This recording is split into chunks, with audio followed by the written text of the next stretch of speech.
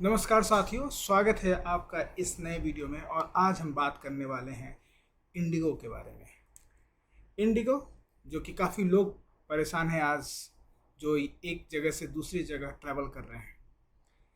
आज हम बात करेंगे इंडिया की सबसे बड़ी एयरलाइन इंडिगो की क्राइसिस के बारे में।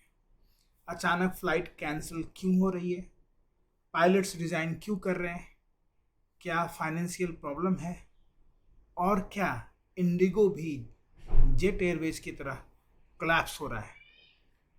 तो आइए समझने की कोशिश करते हैं। कुछ महीनों से मैसिव फ्लाइट डिले हो रहा है और कैंसिलेशन हो रहा है। पायलट्स के शॉर्टेज हो रहे हैं,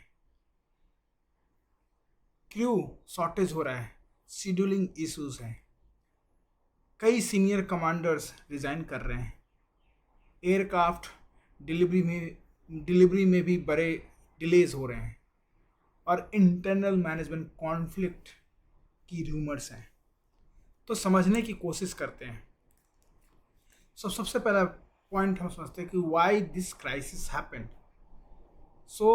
जो सबसे पहले मुझे लग रहा है, it's like a pilot shortage and burnout. क्योंकि आप वर्किंग आवर्स काफ़ी लॉन्ग हो रहा है पायलट का। डिटेल में समझने की कोशिश करेंगे। जो एयरबस A320 है, उसमें कुछ टेक्निकल प्रॉब्लम्स है जिसकी वजह से वो ग्राउंडेड है। मैनेजमेंट शेड्यूलिंग इश्यूज हो रहे हैं एंड कंपटीटर्स, एयर इंडिया हो गया या अलास्का एयरलाइंस हो गया, दूसरे एयरलाइंस में वो हायरिंग कर रहे हैं पायलट्स की।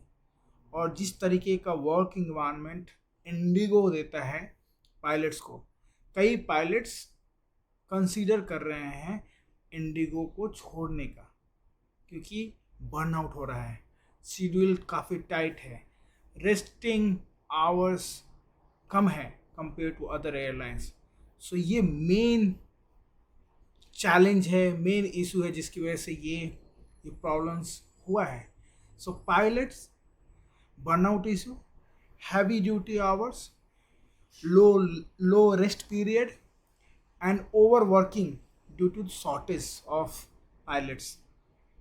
और एयरबस की डिलीवरी डिले हुई है, कई प्लेन्स ग्राउंडेड पड़े हुए हैं because of global supply issue, management pressure, new contract terms, unhappy cockpit crew और हाई एट्रिशन, काफ़ी लोग रिज़ाइन कर रहे हैं। और दूसरा, जैसे मैंने बताया, कंपटीशन बढ़ गया है। अकासा एयरलाइंस काफ़ी राइज कर रहा है, एयर इंडिया एग्रेसिवली हायरिंग कर रहा है। ये बहुत बड़ा इश्यूज है। इसके अलावा अगर हम समझेंगे तो क्या है, मोर एयरक्राफ्ट और पायलट्स, मोर एयरक्राफ्ट है बट लेस पायलट्स हैं, हाई ड्यूटी आवर्स है, लो रेस्ट है। आप pilot is not a easy job. उसमें आपको एक प्रॉपर रेस्ट चाहिए, क्योंकि जब आप प्लेन में बैठे होते हो तो आप मे भी रेस्ट करते हो और सो जाते हो, बट पायलट्स कंटिन्यू जगह होता है, 6 घंटे, 8 घंटे, 9 घंटे continue. He have to monitor everything. Pilots को रेस्ट चाहिए, ठीक है। और इसकी वजह से जिस तरीके का शेड्यूलिंग और रोस्टर इंडिगो देता है अपने पायलट्स को, उसमें एक जो आइडियल रेस्ट टाइम है उससे कम रेस्ट टाइम इंडिगो के पायलट्स को मिलता है। तो इसकी वजह से काफ़ी बड़ा इशू हो रहा है। और जो बताया मैंने कि जो जो डिलीवरी होनी थी, कई एयरबस की कई क्राफ्ट हैं जो ग्राउंडेड है because of some technical issues. इसके अलावा इंडिगो फाइनेंशियली इन डेंजर, क्या हम समझते हैं कि क्या ये फाइनेंस की वजह से हो रहा है? ऐसा तो कोई इन्फॉर्मेशन नहीं है राइट नाउ कि कोई फाइनेंशियल इशू है। इंडिगो के पास कैश रिजर्व काफ़ी स्ट्रॉन्ग है, मार्केट शेयर भी काफ़ी सबसे बड़ा है इंडिया में, और जो भी डेप्थ और लोन वगैरह होगा वो मैनेजेबल है। मेरे हिसाब से अभी तो कोई ऐसा फाइनेंशियल इशू इसमें नहीं नज़र आ रहा है। बट पर अगर ये चीज़ें कंटिन्यू चलती रही तो लॉन्ग टर्म में खतरा आ सकता है। Will Indigo crash like jet Airways? ऐसा लग तो नहीं रहा, बिकॉज जेट एयरवेज में डेप्थ काफ़ी था, मिसमैनेजमेंट था और रेवेन्यू लॉस था। इंडिगो में प्रॉफिट मार्किंग है, कैश पॉजिटिव है और स्ट्रॉन्ग ब्रांडिंग है। और गवर्नमेंट भी अब इंडियन गवर्नमेंट भी अलाउ नहीं करेगा कि कोई इतना बड़ा इतना बड़ा एयरलाइंस फेल हो जाए। सो लेकिन यस, ऑपरेशनल कोलैप्स है एंड एट रिस्क है। Future of IndiGo and Indian aviations. See, India में एविएशन बूमिंग पे है, अभी भी कई नए एयरपोर्ट्स आ रहे हैं, लोग अब प्रिफर कर रहे हैं ट्रेन की बजाय फ्लाइट से जाने में, क्योंकि कम टाइम में एक लोकेशन से दूसरे लोकेशन पर पहुंच सकते हैं। काफ़ी travels India with in India हो रहा है, साउथ से नॉर्थ, नॉर्थ से south, east west, south east, so काफ़ी ट्रैवल हो रहा है, सो डिमांड काफ़ी हाई है। इंडिगो जल्द ही इंडिगो को जल्द ही लार्ज हायरिंग करना होगा, एयरबस की डिलीवरी को नॉर्मलाइज्ड करना होगा, और sustainability depends on fixing of pilot routines, morale, scheduling, roster, इस सबको सही करना होगा। सो इंडिगो क्रैश नहीं होने वाला मेरे हिसाब से, it's not a financial advice, लेकिन क्राइसिस को सीरियसली हैंडल नहीं किया गया तो डेफिनेटली क्रैश हो सकता है। उसके बाद ये क्यों हुआ, राइट? तो एक तो पायलट के शॉर्टेज है, एम्प्लॉयज़ काफ़ी खुश नहीं हैं, जैसा कि सुनने को मिल रहा है इंडिगो के द्वारा, जिस तरीके से वर्किंग आवर और वर्क कल्चर है, काफ़ी टाइट शेड्यूलिंग मिल रहा है।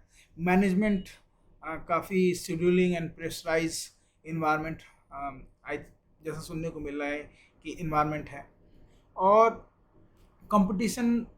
कॉम्पिटिटिव हायरिंग काफ़ी हो रही है, कॉम्पिटिटिव हायरिंग्स काफ़ी हो रही है इंडियन एयरलाइंस फील्ड में। सो जब अगर आप पायलट्स हो या क्रू हो, तो आपको, अगर आप चाहते हो कि जॉब स्विच करना, तो आसानी से स्विच कर पा रहे हैं एम्प्लॉय, तो इस वजह से काफ़ी प्रॉब्लम्स आ रहा है। और क्या गवर्नमेंट रिस्पॉन्सिबल है इसमें? सो मैं कहूँगा डायरेक्टली तो नहीं, बिकॉज ऐसा कुछ लग तो नहीं रहा कि गवर्नमेंट का इसमें बहुत ज़्यादा इन्वॉल्वमेंट है। यस, ये एक्चुअली आपको समझना होगा कि आप कितने कम जो एक मुझे जहाँ तक लग रहा है, कहीं ना कहीं बबल्स हैं बहुत जगह, बहुत सारे इन्वेस्टमेंट्स दिखा रहे हैं कि रिटर्न काफ़ी हो रहा है, लेकिन क्या हम वो जो एसओपी है, बहुत सारे ऐसे सेक्टर हैं, उसमें एक इंडिगो को भी मानता हूँ मैं, कि क्या हम एसओपी को कम्प्लीटली फॉलो कर पा रहे हैं? जो क्या हम किसी कोई एयरलाइंस अगर 100 एयरक्राफ्ट खरीद रहा है या अपने इन्वेंट्री में ऐड कर रहा है, तो क्या उसके हिसाब से उसके पास वो एम्प्लॉय है? ये क्रॉस क्यों नहीं चेक किया गया, राइट? क्या अगर इंडिगो 1000 या 500 जितने भी एयरक्राफ्ट अगर रन कर रहा है, तो अगर उसके इन्वेंट्री में 500 एयरक्राफ्ट है, तो क्या 500 के हिसाब से एम्प्लॉयज़ हैं? ये जो ऑडिटिंग है, मतलब कहने के लिए तो गवर्नमेंट डायरेक्ट इन्वॉल्व नहीं है, पर ये हमारी जो भी इस सेक्टर को मैनेज करते हैं, डीजीसीए, राइट, क्या वो कैसे अलाउ कर रहे हैं? ये रोस्टर वाला चीज़ अचानक से क्यों आया, या अभी क्यों आया, ये पहले क्यों नहीं आया? सो इंडिया में मेरे हिसाब से ज़्यादा प्रॉफिट कमाने के लिए हम प्रॉपर एसओडब्ल्यू को फॉलो नहीं करते हैं, राइट? सिस्टमेटिक एसओपी फॉलो नहीं करते, और आप जब एसओपी फॉलो नहीं करोगे तो आज सस्टेन कर रहे हो, कल प्रॉब्लम्स में फंसोगे। तो यहाँ और सबसे बड़ी बात कि आप सोचते हो कि यार मैं कितना पैसा बचा लूँ, कितना पैसा, एयरलाइन है, भेजना है, इधर से दो एयर होस्टेज इधर से उठाऊँगा, एक पायलट उधर से, 2 पायलट उधर से उठाऊँगा, रन करा लूँगा। पर क्या हर कंपनी, जो भी एयरलाइंस कंपनी है, क्या उनके एम्प्लॉय लिस्ट डीजीसीए के पास है? क्या वो क्रॉस चेक कर रहे हैं कि कितने एक एयरक्राफ्ट को के अनुपात में कितने एम्प्लॉयज़ होने चाहिए, क्या उस हिसाब से ऑडिट की गई है पहले, क्या परमिशन दिया गया है, क्या क्वेश्चनिंग की गई है। तो ये जो मॉनिटरिंग अथॉरिटी है, राइट, जो पूरे चीज़ को देखभाल करती है, डीजीसी है, उसकी रिस्पॉन्सिबिलिटी बनती है ये कि आपने कैसे अलाउ किया इस तरीके के रोस्टर को, और या आपके एक, अगर आपने ऑडिट नहीं किया है तो फिर इंडिगो ने उस एसओडब्ल्यू को फॉलो क्यों नहीं किया। वो जो रेशियो है 1:4, 4:1, जो हर कंपनी में एक रेशियो होता है, राइट, वो रेशियो इंडिगो के पास क्यों नहीं था। ठीक है, वो रेशियो को किसी ने क्यों ऑडिट नहीं किया। क्या ईयरली ऑडिट हो रही है इंडिगो की, क्या ईयरली और हाफ ईयरली ऑडिट हो रहा है इंडिगो का, कौन सी बॉडी ऑडिट कर रही है, कितने एम्प्लॉयज़ हायरिंग हो रहे हैं, कितने एम्प्लॉयज़ रिज़ाइन कर रहे हैं, उसके बेस पे रिप्लेसमेंट हायरिंग हो रही है कि नहीं हो रही है। आप सोचते हो कि बस चला लेना है। इतने एयरलाइंस अगर आप चला रहे हो तो क्या उस अनुपात में आपने एम्प्लॉयमेंट जनरेट करी है। क्या आपने क्रॉस चेक किया कि इंडिगो ने कितनी हायरिंग करी है, क्या रेशियो हो, वो रेशियो क्या है, aircraft versus employ, aircraft versus pilot, क्या रेशियो है, वो देखने वाली बात है। तो डायरेक्ट इन्वॉल्वमेंट तो नहीं है लग रहा है, पर यस, क्वेश्चन पूछ सकते हैं हम कि आप ये ऑडिट कौन कर रहा है, कौन अलाउ कर रहा है, कौन अलाउ कर रहा है कि कितने, व्हाट इज़ द रेशियो। तो यस, ये बहुत बड़ी समस्या है अभी, और इसका तुरंत सॉल्यूशन क्या होगा, गवर्नमेंट को, इंडिगो को बैठ के इसको ढूंढना होगा। अदरवाइज़ काफ़ी चैलेंजिंग इन्वायरमेंट लग रहा है अभी। Thanks for watching and keep supporting me on my next video. Thank you.